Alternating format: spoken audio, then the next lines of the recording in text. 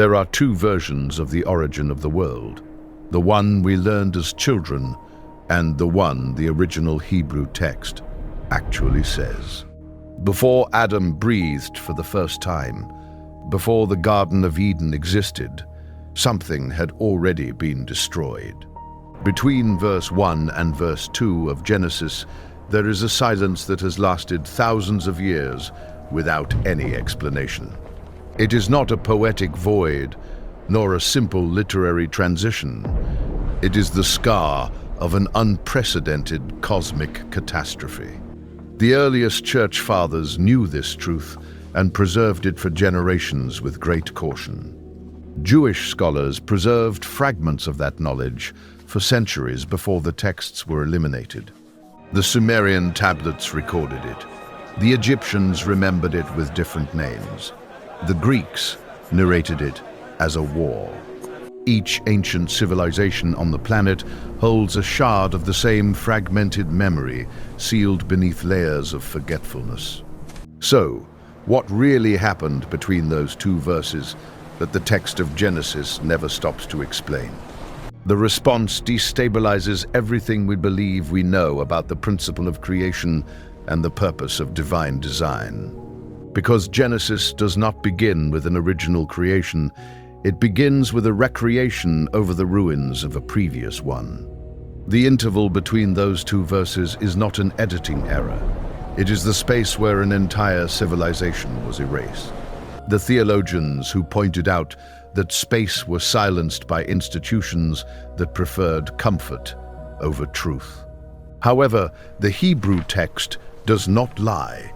The linguistic evidence is clear to anyone who examines it without dogmatic filters. And once that space between the two verses is seen with textual honesty, the creation story changes forever. In the beginning, God created the heavens and the earth.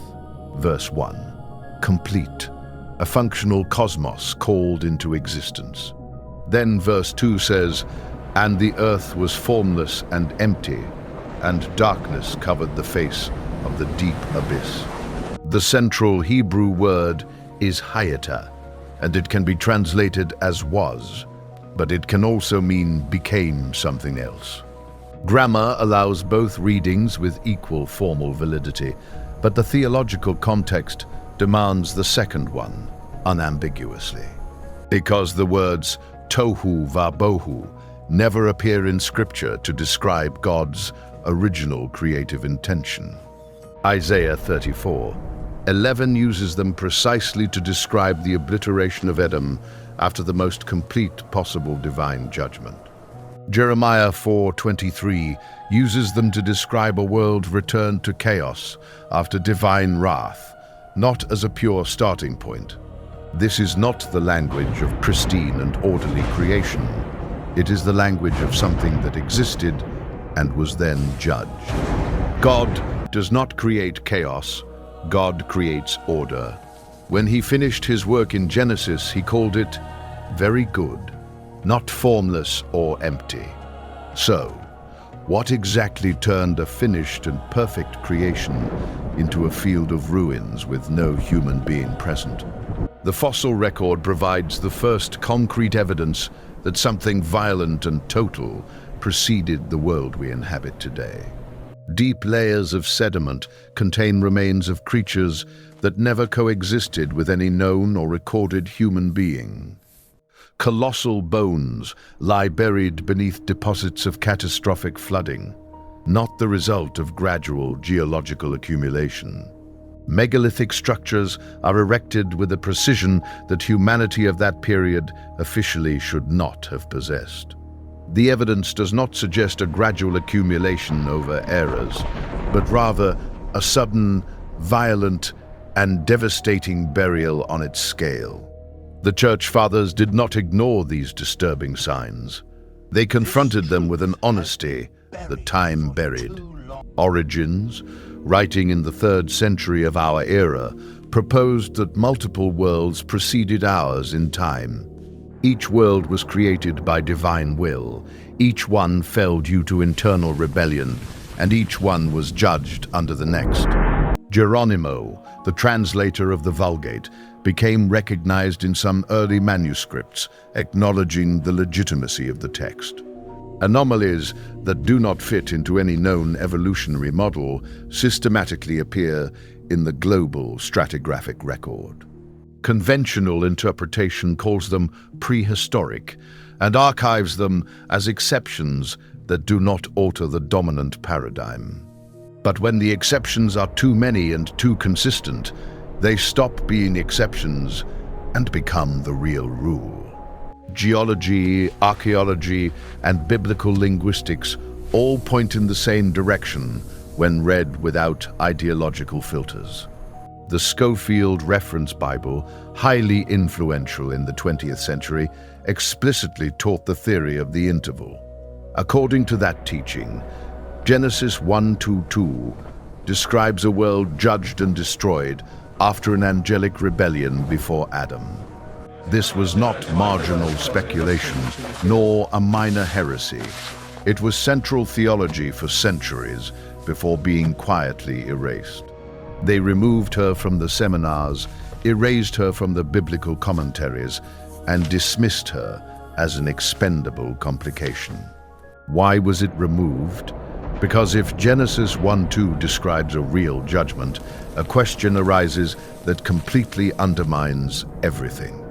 What was being judged before Adam even existed? To sin against the will of the eternal Creator. The answer is hidden in the very darkness of the original text, in the words that no one wanted to examine too closely. The darkness was over the face of the abyss. The Hebrew word is not absence of light, it is choshek, oppressive darkness. This darkness in Scripture symbolizes divine judgment, active evil, and a final separation from God. Before God pronounced the existence of light, the darkness was not a neutral void. It was an active and real domain. Something had gone terribly wrong in the perfect creation before the 6 days we know from Genesis began. The heavens and the earth were created in absolute perfection in verse 1. Verse 2 shows that something went wrong. Ezekiel 28 unveils what happened during that dark interval that the main narrative will not directly mention.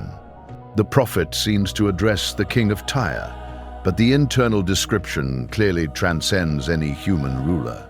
You were the anointed cherub who covers. You were on the holy mountain of God and walked among the stones of eternal fire. You were perfect in all your ways from the day you were created until wickedness was found in you. This is Lucifer before the fall, before Eden, before Adam, before any memory that humanity holds. He was not a distant enemy without access.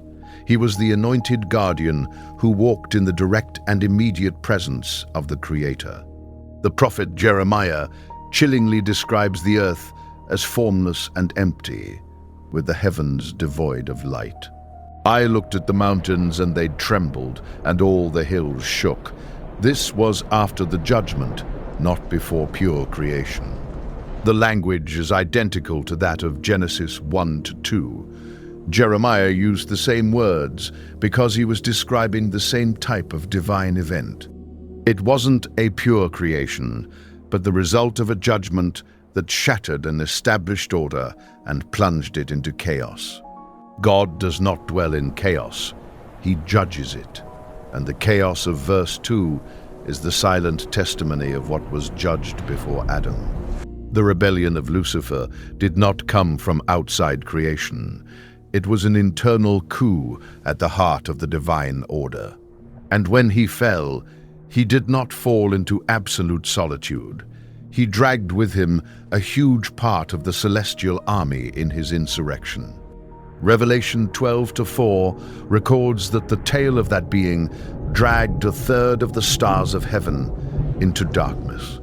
In biblical cosmology, stars often represent angelic beings of immeasurable rank and power among themselves. A third of the entire heavenly army followed Lucifer into rebellion and towards the judgment that would come. What happened then to the land that those beings governed when they were judged and expelled for their total betrayal? It became Tohu wa-Bohu, report, empty, subjected to divine judgment. And then God began anew over those ruins. The fall of Lucifer was not an isolated or instantaneous event. It was a cascade of consequences that transformed reality. The anointed cherub did not stumble unintentionally into rebellion. He chose it with full awareness and completely free will. Ezekiel 28:17 records the reason with a precision that cuts to your heart. You were filled with pride because of your beauty. You corrupted your wisdom because of your brilliance, not for what it could become, but for what it already was at that moment. He was in the direct presence of the Creator.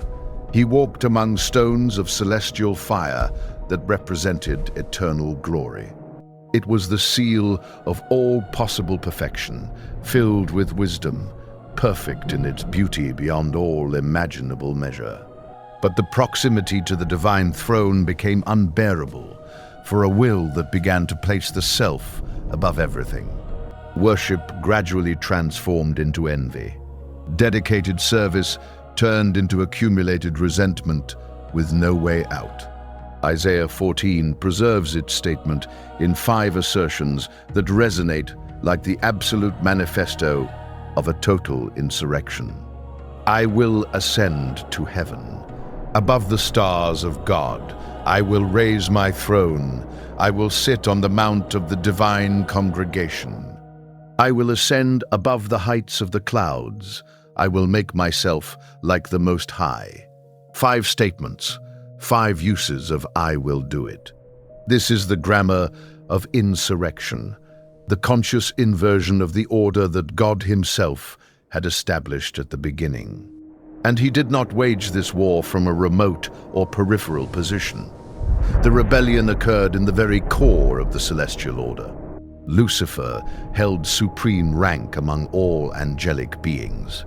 He had direct and unrestricted access to the presence of the Creator.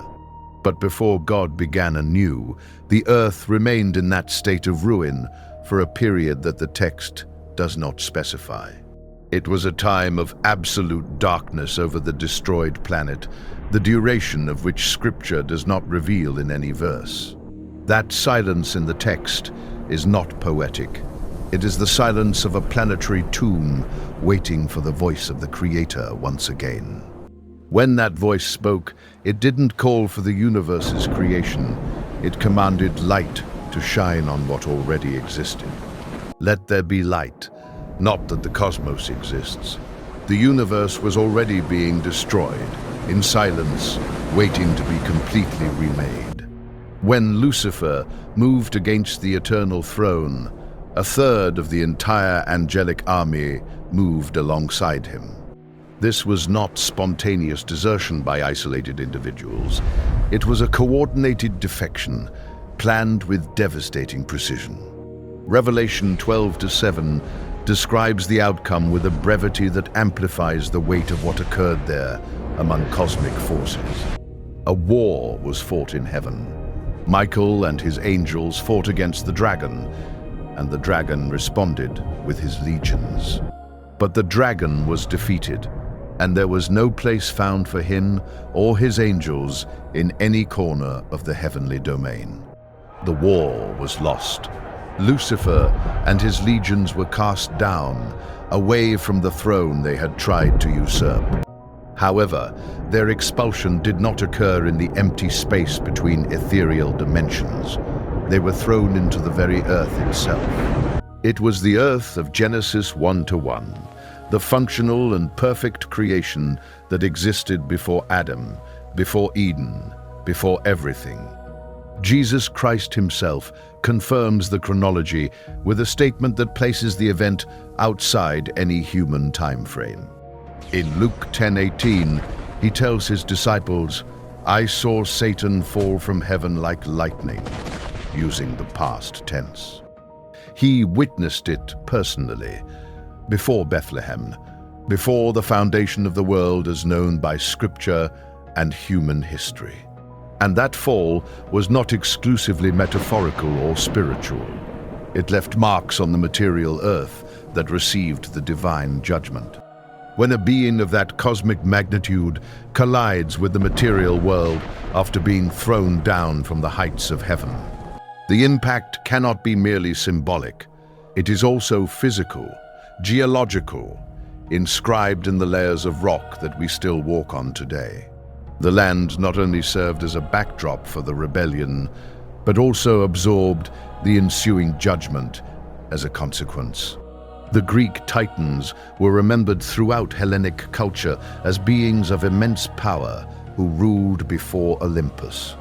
They waged war against the gods themselves and were thrown into Tartarus, an underground prison with no possible return. The Egyptian Neteru were entities that walked in physical form on the earth before the era of mortal men. The Sumerian tablets describe the Anunnaki, divine beings who descended and ruled the earth before the Great Flood.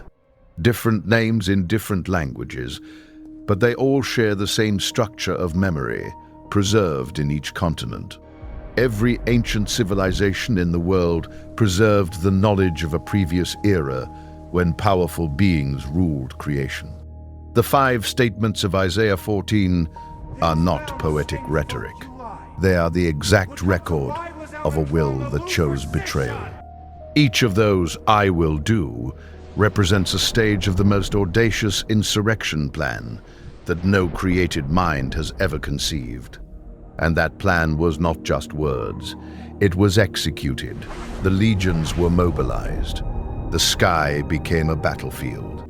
The cosmic war that followed has no equivalent in any human conflict or in any narrative that the mind can imagine. However, Lucifer's rebellion was just the first act of a much darker story that would reach humanity. The second act began when humanity already existed on Earth, created upon the ruins of the first judged world. Genesis 6 records the exact moment when corruption returned, this time directed straight at the human race. The sons of God, Bene Ha-Elohim in the original Hebrew, saw that the daughters of men were beautiful and took them. This term, Bene Ha-Elohim, appears exclusively in contexts that describe angelic beings throughout the Old Testament. Job 1-6, Job 2-1, Job 38-7, each usage describes angelic beings presenting themselves before the direct presence of the eternal Creator. The reinterpretation that turns them into the pious line of Seth has no support in the original Hebrew text. The Book of Enoch, a Second Temple text directly cited in the New Testament, names them without any ambiguity. They called them the Watchers, 200 angelic beings who descended to Mount Hermon in an act of deliberate rebellion. Enoch records that they swore an oath to each other at the top of the mountain, promising to act in unity so as not to be judged alone. They descended, they mingled with humanity, they transmitted ancestral knowledge to the men of the earth.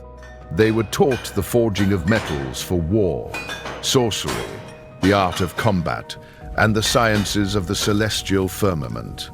And they begot children. They called them Nephilim, the fallen, beings at the impossible intersection between the divine and the human. They were giants of size and superhuman strength, with a nature that touched 2 worlds but belonged to neither.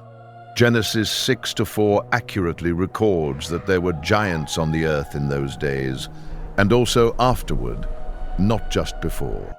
Not only before the flood, also after it. The judgment was total in its scope.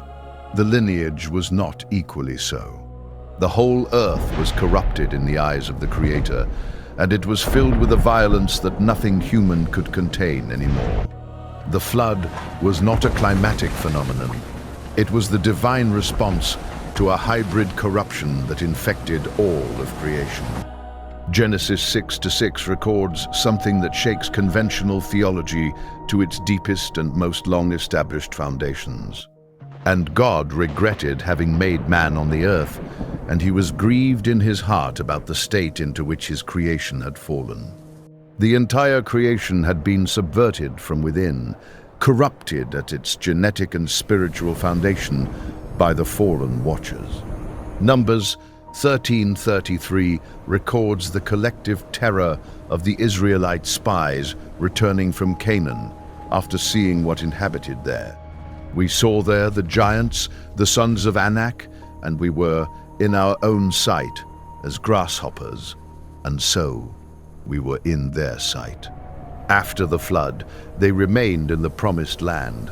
The judgment was devastating, but the lineage somehow survived. The land that received the fall of Lucifer was not an empty planet. It was a creation inhabited by the order that God established. The magnitude of that judgment on the matter is what the Hebrew describes with the words Tohu wa-Bohu in Genesis 1:2. Report and empty does not describe the blank canvas before the painter begins. It describes the destroyed painting after the trial. The difference is absolute, and that difference changes not only theology, but the understanding of all ancient history. Before Adam, before Eden, before the 6 days of recreation, there was a land inhabited, governed, and then judged. How they returned after the flood is a debate that brave scholars have yet to resolve with full evidence.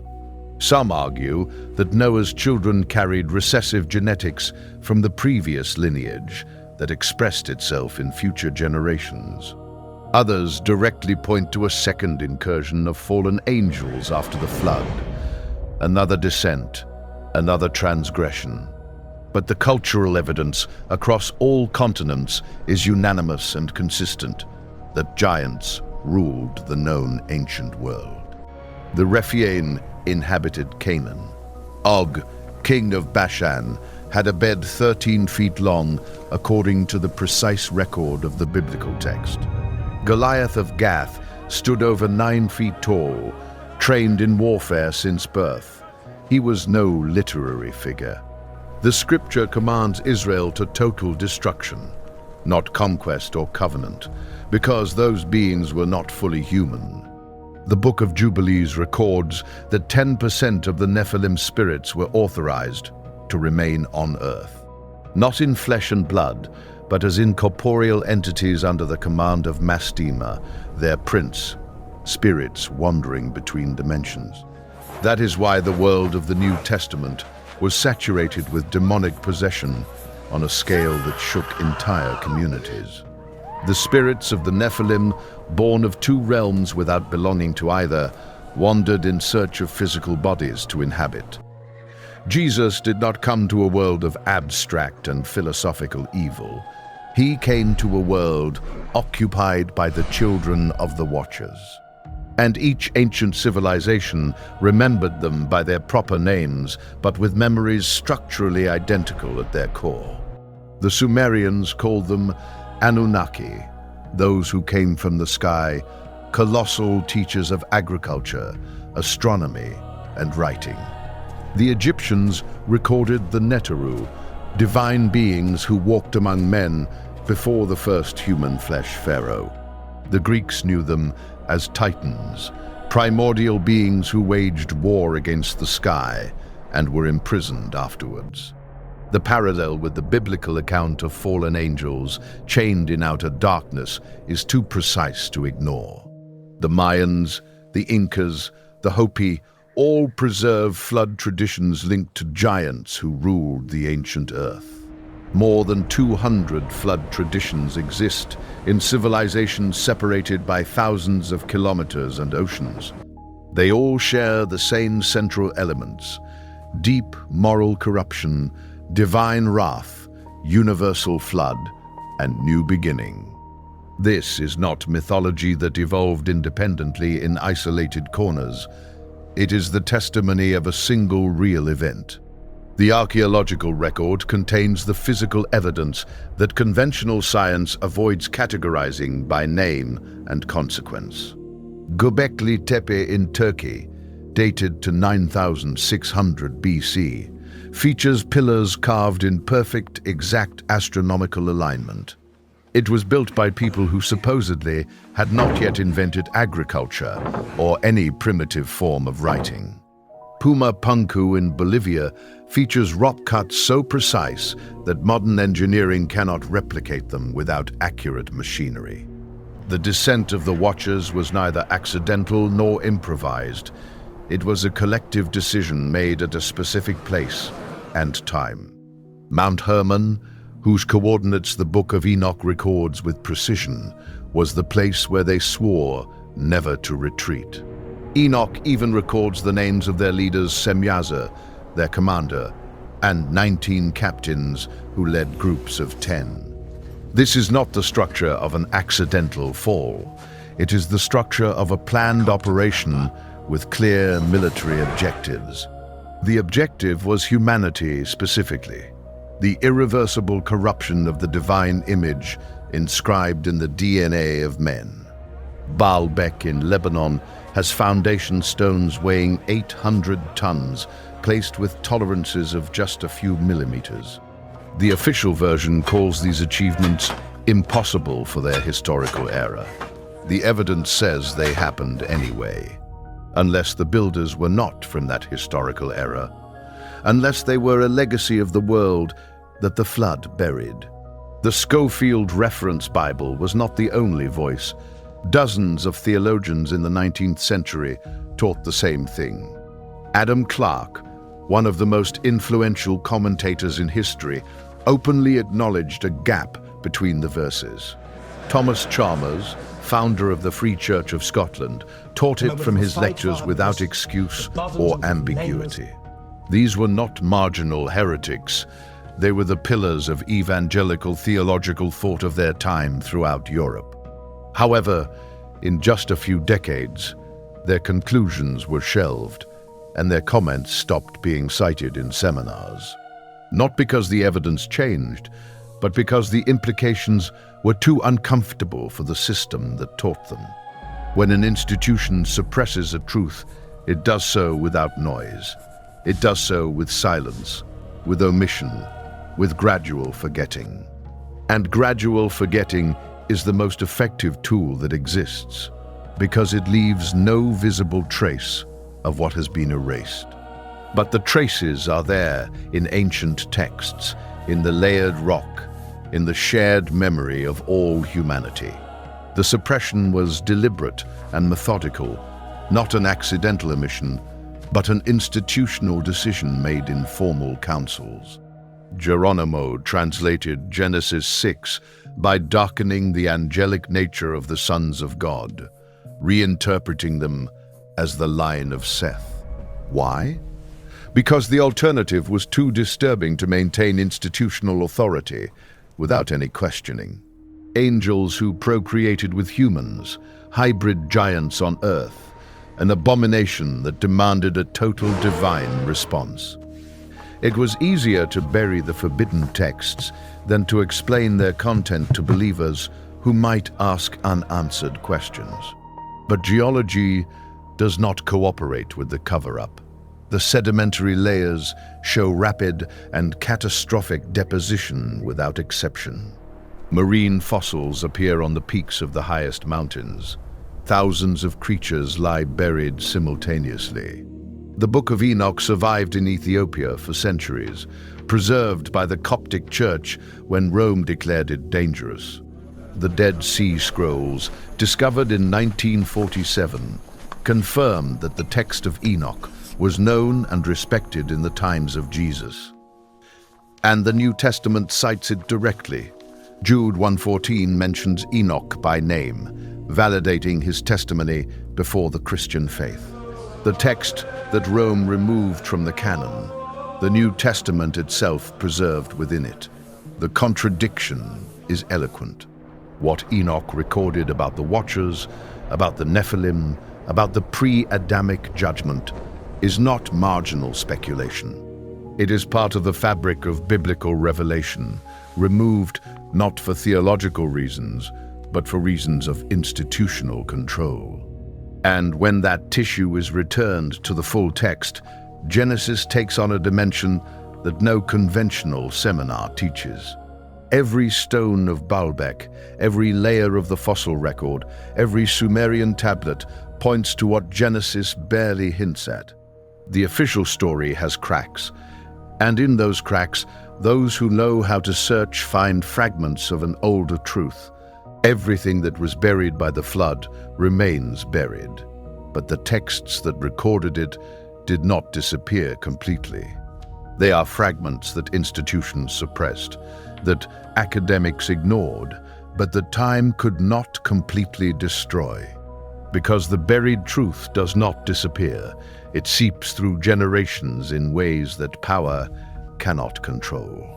Genesis 1:2 shows the first judgment's result, Genesis 6 explains the second's cause, and Scripture reveals a third. Between both texts lies the silenced truth God has restarted this planet before, and the warning remains valid today. And the Scripture says it with a clarity that does not allow for ambiguous interpretation. It will do so again when corruption is full. As in the days of Noah, said Jesus.